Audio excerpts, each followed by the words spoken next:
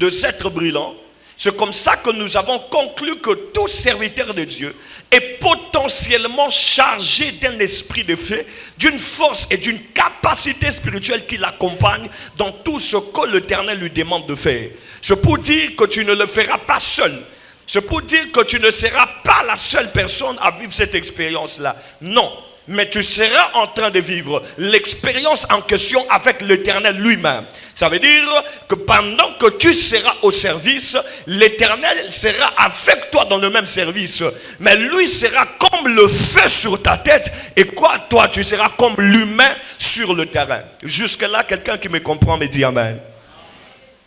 Et c'est comme ça que lorsque nous plongeons les pas dans la vérité, nous avons déclaré qu'il y a deux types de faits qui sont conservés par l'huile et de types de feux qui sont conservés par le bois. Et c'est comme ça qu'on a parlé de l'huile de chandelier, qui est l'huile de lumière, et qu'on a aussi parlé de bois qui étaient des éléments à maintenir le feu sur l'autel d'Holocauste. Parce que Dieu a allumé le feu, et j'aimerais que vous puissiez un peu rectifier ce texte très important. Le texte que j'avais donné, j'avais donné Lévitique 6, Lévitique chapitre 9, le verset 23 à 24. J'ai fait confusion de texte à vous donner. Quelqu'un dit Amen très bien. Voilà. Et pour ce soir, j'aimerais que nous puissions qualifier les choses dans la bonne lignée prophétique et spirituelle. Croyez-moi que Dieu va nous parler en cette soirée encore. Est-ce qu'on peut acclamer pour le Seigneur?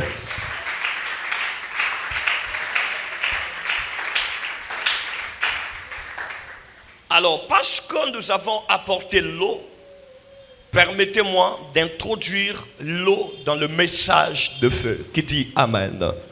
Selon 1 Roi chapitre 18 qu'on a touché hier, on a compris ensemble que le feu qui est descendu, arrangez-moi ce son s'il vous plaît, je ne sens pas comme d'habitude. Le feu qui est descendu sur la montagne de Carmel par le prophète Élie, c'est le feu qui était soutenu sur la terre par la présence d'eau. On a pris de l'eau, on a versé sur l'autel, après quoi l'esprit va descendre, ou soit le feu va descendre du ciel pour embraser l'autel d'Holocauste. On dit Amen très bien.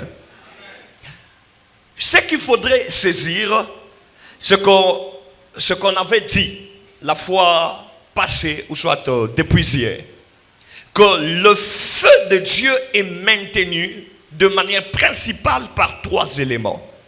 Le premier élément qui maintient le feu, c'est le bois. Le deuxième élément qui maintient le feu, c'est l'huile. Le troisième élément qui maintient le feu, c'est l'eau. Parce que selon la pensée prophétique, l'eau a toujours représenté la parole de Dieu, la révélation de la parole de Dieu. C'est comme ça que nous avons les eaux au pluriel qui représentent deux fois le débordement de la révélation. Par exemple, les torrents de Ézéchiel qui représentent les débordements de la révélation de Dieu. Mais nous avons aussi les eaux qui représentent la masse de peuple. Lorsque Dieu veut parler à une nation, à un plus grand nombre, l'Éternel Dieu compare deux fois la nation et la grande foule aux eaux. C'est le langage biblique. Et ce qui me plaît, c'est ce que je remarque avec l'eau dans la Bible. La première notion à saisir, dans la Bible, lorsque vous lisez par rapport à ce qui est accompli et ce qui doit s'accomplir dans le futur proche, nous avons 7 types de grands rétablissements spirituels et prophétiques.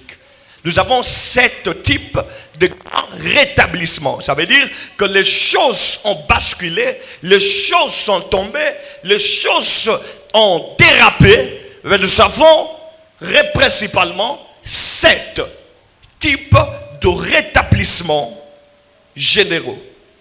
Et le premier rétablissement commence dans le livre de Genèse chapitre 1er. La Bible dit que lorsque Dieu a commencé la chose, le premier verset dit, au commencement Dieu créa les cieux et la terre était informe et vide. La terre était informe et vide.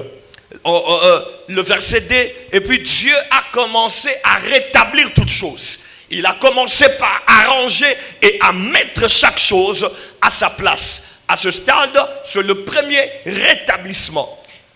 Le deuxième rétablissement, c'est que la terre va être détruite et va être rebâtie ou soit rétablie dans Genèse chapitre 9 par l'Éternel. Je parle de la destruction de déluge. Le déluge envoyé par Dieu va détruire le monde et l'Éternel Dieu viendra pour rétablir les choses dans l'ordre qu'il faut. Troisième rétablissement, grand rétablissement, nous parlons de rétablissement par la loi de Moïse. Lorsque Moïse a amené la loi au milieu du peuple, il a trouvé que le peuple était en pleine distraction, en train d'adorer les veaux d'or. Maintenant, la loi va permettre à ce que le peuple retourne de manière à être ajusté à la volonté de Dieu et à pratiquer la justice selon la loi de Moïse. Dans Exode chapitre 19, jusqu'à aller même dans Exode chapitre 40, on va énoncer la loi pour mettre de l'ordre et le grand rétablissement au milieu du peuple de Dieu. Ça, c'est un grand rétablissement. Quatrième type de grand rétablissement, nous avons le rétablissement royal et prophétique. Dans le rétablissement royal et prophétique, je suis exactement dans 2 Samuel chapitre 7 et dans 1 Roi chapitre 18. C'est à partir du moment où Akab, roi, va prendre une reine étrangère, magicienne, qui a envoûté les pays jusqu'au point de prendre toute la nation, les embarquer dans l'adoration de faux dieux.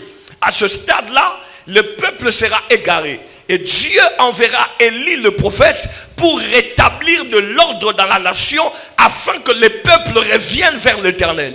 C'est à ce stade que Élie va venir fermer les ciels que nous connaissons. Nous connaissons très bien l'histoire, comment est-ce que les choses se sont déroulées. Qui dit amen très bien. Et jusqu'à ce qu'il a placé un autre prophète qui est Élisée à sa place et qu'il a placé un autre roi qui est Jéhu à la place d'Akab, qui était déjà déchu et enlevé de son autorité. Nous avons le cinquième rétablissement, grand rétablissement. Ça veut dire qu'il y a même de plus petits rétablissements, mais quand même, il y en a des grands qui ont réformé et la nation d'Israël et même le mouvement du monde. Alléluia. Alléluia. Amen. Beaucoup comprennent. Voilà. Verset 5, cinquième point, c'est le rétablissement après l'exil. Je suis en train de parler généralement à partir de la période de Esdras jusqu'à la période de Néhémie. Après la déportation, ces jeunes gens vont retourner pour rebâtir la ville de Jérusalem, pour rebâtir sur l'ancienne ruine. À ce stade, nous sommes dans un autre rétablissement, l'un des plus grands rétablissements. Sixième rétablissement, c'est l'enseignement, très bien. Sixième rétablissement, nous avons le rétablissement en Jésus-Christ.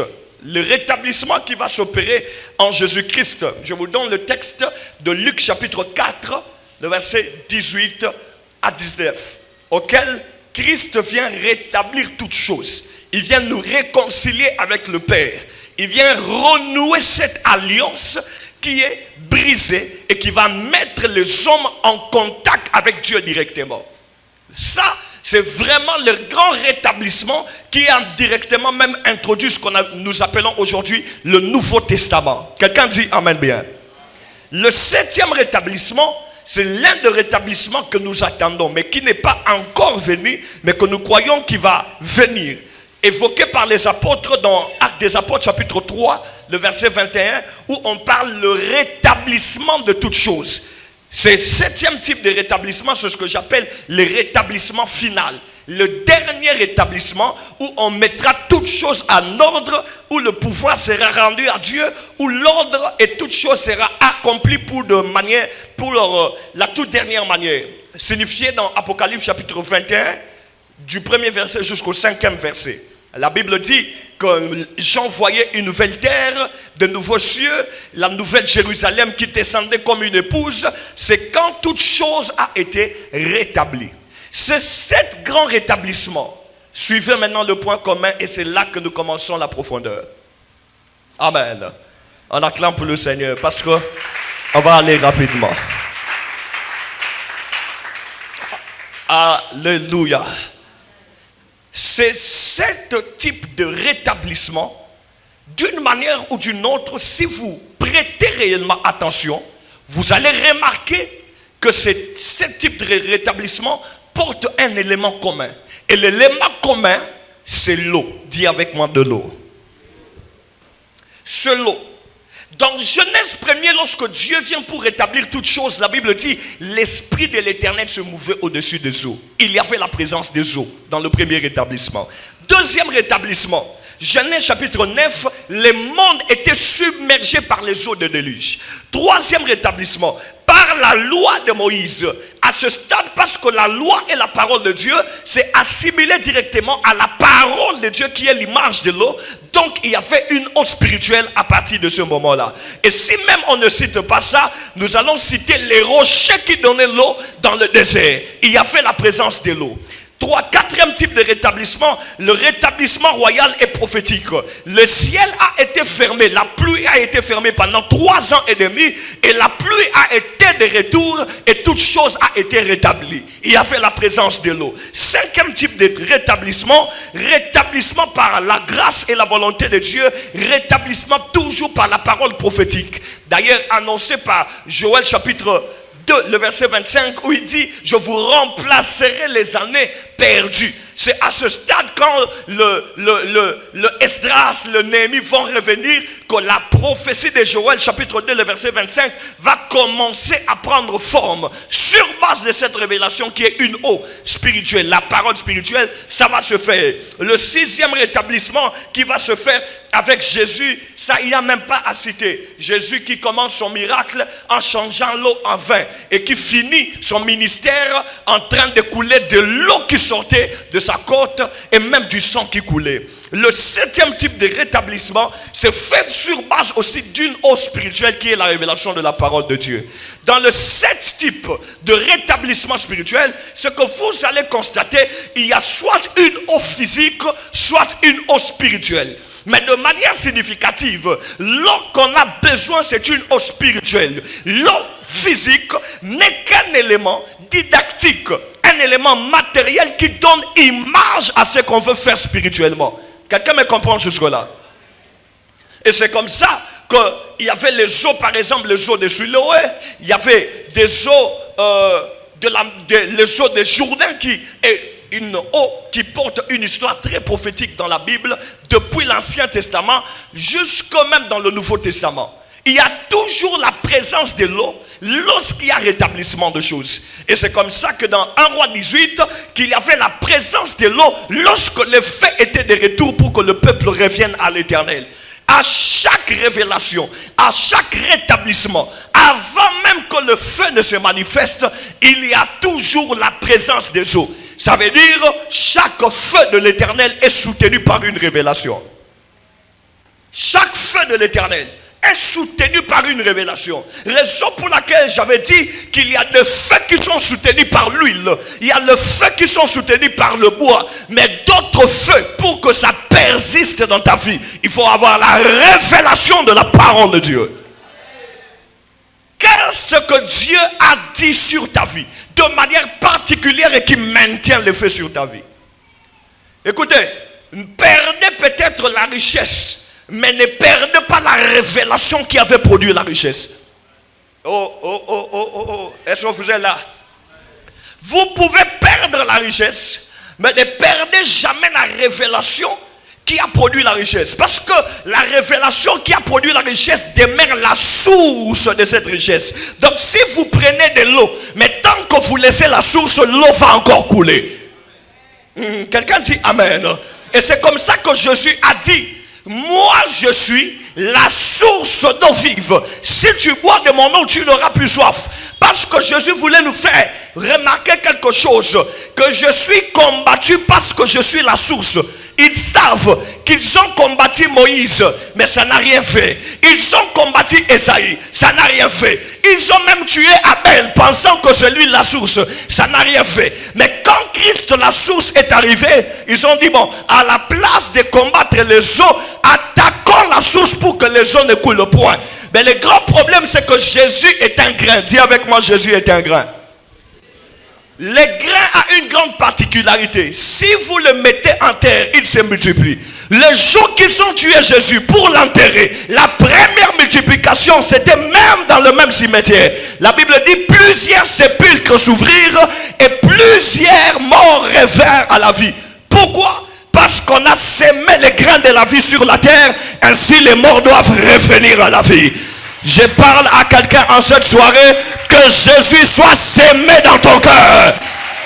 Donne un amen de fort. Que Jésus soit sémé dans ton cœur. Si tu réveilles quelque chose dans ta vie et que la chose ne se réveille pas, ne t'inquiète pas, cherche la sémence de la vie. Quand il entre en toi, tout ce qui est mort revient à la vie. Et ça pas le chemin, la vérité et quoi? Parce qu'il a le mauvais caractère, excusez-moi de dire ça, Jésus a ce mauvais caractère de toujours s'aimer la vie partout où il y a la mort. C'est ça, c'était le problème de Satan. Il a embarqué la vie dans le séjour des morts, raison pour laquelle les hommes sont revenus à la vie. Comment est-ce que tu peux prendre la vie et l'amener dans le séjour des morts? Donc ça veut dire que la vie a été répandue parmi les morts. Les morts ont goûté à la vie et ils sont revenus pour l'éternité en l'éternité. Quel que soit ce qui est mort dans ta vie, nous aimons Jésus ce soir. Pas cet amen, pas cet amen. Nous aimons Jésus dans ton cœur. Et le Jésus ramène toutes choses à la vie. Donne un bon amen de vivant. Tu ne peux pas connaître l'eau de la vie et rester dans la tombe de la mort. Non, Jésus est l'eau de la vie. Tu as connu l'eau de la vie, maintenant tu dois quitter la mort pour entrer dans la vie. Alléluia. Et c'est comme ça que le type de feu soutenu par les eaux apporte un grand rétablissement. Voici la deuxième et l'avant-dernière révélation avant que nous puissions prier. Il y a trois paroles. Ça, c'est la deuxième. Pour rétablir toutes choses en Christ et pour ouvrir la porte du Nouveau Testament, Christ a rassemblé tous les éléments. Ça veut dire, il a vu qu'il y a de feux qui sont maintenus par l'huile. Il prend l'huile. Il voit qu'il y a le feu qui sont maintenus par le bois. Il prend le bois. Il voit qu'il y a le feu maintenu par l'eau. Il prend l'eau. Pourquoi? Parce que dans la personne de Christ, il n'y a pas de particularité. Il y a la généralisation de tout ce qui était manifesté dans l'Ancien Testament. Raison pour laquelle, partout dans l'Ancien Testament, où lorsqu'on prêche bien, on peut faire ressortir une pensée qui parle de Jésus. Parce que chaque personnage de l'Ancien Testament portait une valeur ajoutée, de manière mise à part, à révéler la réalité qui doit venir dans les temps à venir. Et la réalité, c'est Jésus. Et quand Jésus arrive, il y a une partie de Jacob qui se révèle. Il y a une partie de David. Il y a une partie de Joseph. Il y a une partie de roi. Il y a une partie de prophète. Il y a une partie de chaque personnage. Objectif numéro 1, Zanini. Et ça pour nous dire que Yesu oyo aye. Aza mutu oyo akoki na biloko nyonso yo batu nyonso bomonaki. Bisika Moïse azaki na loi. Nzamba boyi loi te. Parce que tant Yesu aye na Matthieu 5 alobini. Ne pensez pas que je sois venu pour abolir la loi. Mais je suis venu pour faire quoi? Pour l'accomplir. Donc ça veut dire toboyi na biso loi te. Mais tant Moïse ayaki kana partie moko. Il y a une autre partie que Moïse avait laissée. Ça c'est ce qu'on appelle la grâce. Et quand Jésus arrive, il apporte les morceaux que Moïse avait oubliés. Alléluia. Dans Matthieu chapitre 17, le verset 1er à 2, la Bible dit, Jésus va à la montagne. Alors qu'il était sur la montagne, il s'est transfiguré.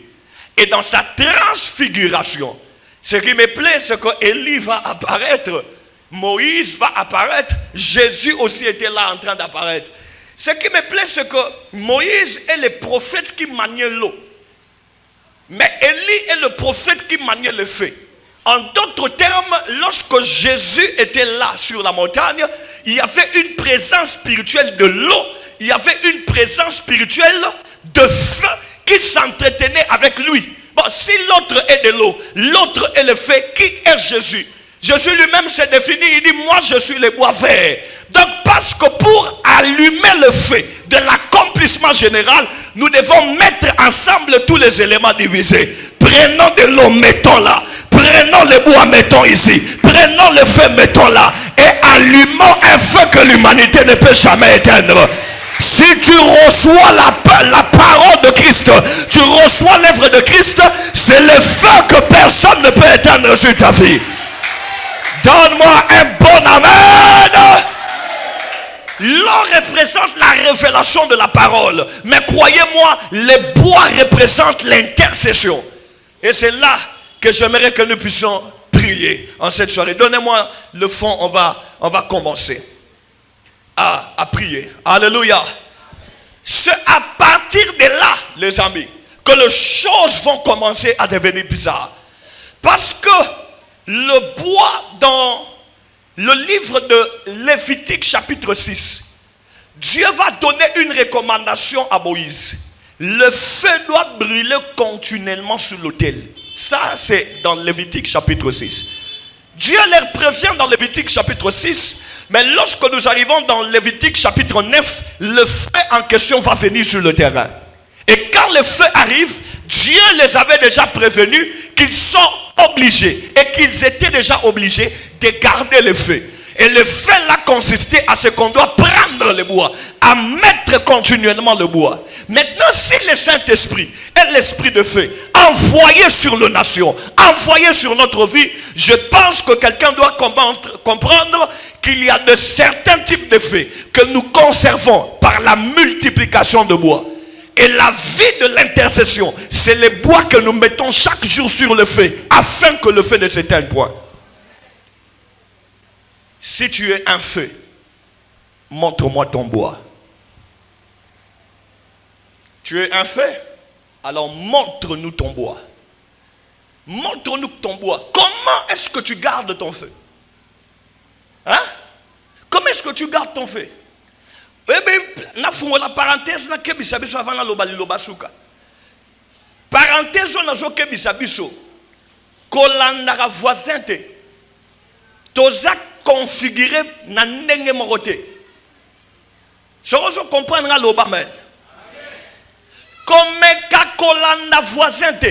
Toza configuré spirituellement ndenge moko te. Joa par exemple David. Aujourd'hui par exemple Saül.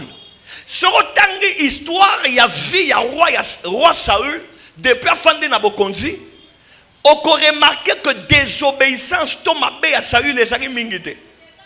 À ça là, mabé kaka moko, écoutez la royauté puis à quoi.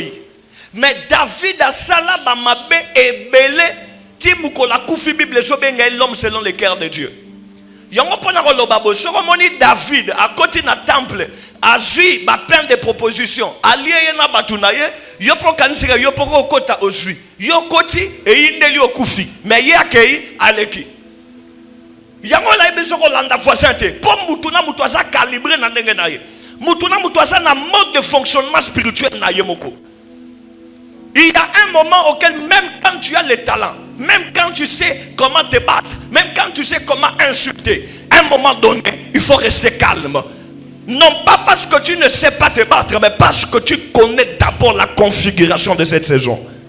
Ça veut dire dans cette saison, je suis configuré à multiplier les bois dans le feu, pas à me disputer. En cette saison, je suis configuré à passer plus à de sacrifices qu'à de disputes. Tu dois remarquer de manière générale et exacte la configuration de ta saison spirituelle. Tu traverses quelle saison? Tu es configuré comment? Ma paix moko Saoul a sali et faire perdre la royauté. Mais David a sali tala ma bébélé. Aza toujours roi. J'aimerais dire à quelqu'un, tu n'as pas la même destinée avec tout le monde. Hein? Tu n'as pas la même destinée avec tout le monde. Tu dois bien faire très attention.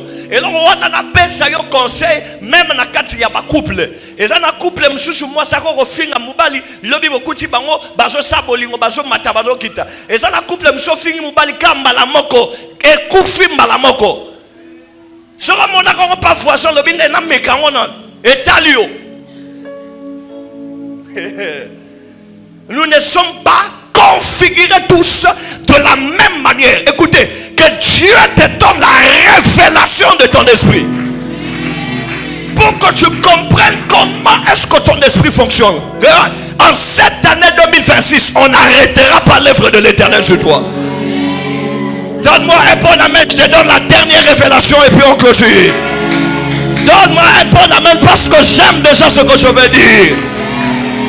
La chose à vous signaler en premier lieu, il existe deux Adams dans la Bible. Dans la Bible, lisez bien, vous verrez qu'il existe deux Adams. Le premier Adam est dans l'Ancien Testament. Le deuxième Adam est dans le Nouveau Testament. Le premier Adam est appelé Adam, fils de Dieu. Le second Adam est aussi appelé Jésus, fils de Dieu. Le plus grand problème, c'est quoi? C'est dans Genèse chapitre 3. Remarquez ce qui se passe. Dieu va dire au premier Adam, il dit à Adam, tu es poussière, tu retourneras dans la poussière. Après avoir dit ça à Adam, il regarde le serpent. Il dit au serpent, toi, tu marcheras sur ton ventre et tu mangeras de la poussière. En d'autres termes, c'est comme si Dieu voulait dire au serpent, voici le premier Adam qui est ta nourriture. Parce que toi, tu dois manger la poussière. Voici Adam est poussière. Va manger. Mais le même serpent va rencontrer le second Adam. Lorsqu'il va rencontrer le second Adam, au lieu que le serpent mange le premier, continue plutôt, au lieu que le serpent continue à manger comme il a l'habitude de manger, le serpent va proposer au second Adam la nourriture.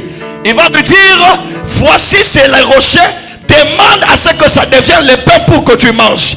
Le premier Adam se faisait manger. Mais quand le second Adam est venu, on lui cherche à manger même par Satan.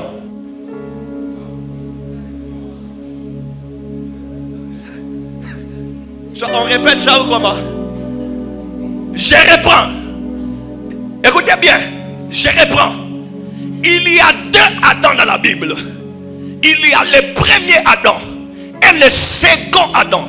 Le premier Adam, c'est le Adam de Genèse que nous connaissons tous.